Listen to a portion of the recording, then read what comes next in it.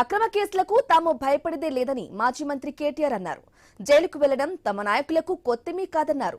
తెలంగాణ ఉద్యమ సమయంలో జైలుకు వెళ్లి వచ్చిన సందర్భాలు ఉన్నాయని గుర్తు చేశారు. రాష్ట్రంలో కాకి బుక్ ఎక్కడిది పోయిందని ప్రశ్నించారు.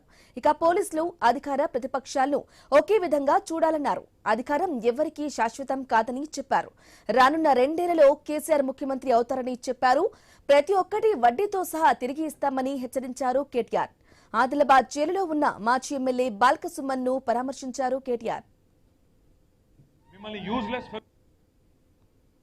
గుర్తుపెట్టుకో, మళ్ళీ నువ్వు చిప్పగూడు తినే టైం వస్తుంది. గుర్తుపెట్టుకో,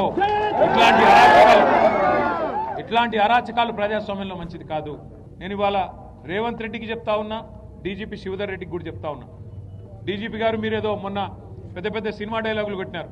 మాకు రెడ్ బుక్ ఉండదు, పింక్ బుక్ ఉండదు, కాకి బుక్ ఉంటుందని చెప్పినావు. ఇదేనా నీ కాకి బుక్? మీ పోలీసు వాళ్ళ బట్టలు కూడా తీసుకొడతా అని చెప్పి ఒక కాంగ్రెస్ నాయకుడు అంటే కేసు ఉండదు.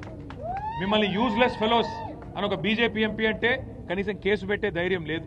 ఎందుకు? రాష్ట్రంలో అధికారంలో కాంగ్రెస్ ఉన్నది, కేంద్రంలో అధికారంలో ఉన్నది బీజేపీ కాబట్టి భయపడుతున్నావా? ఇవాళ మేము ప్రతిపక్షంలో ఉన్నాం కాబట్టి మా మీద కేసులు పెడతావా?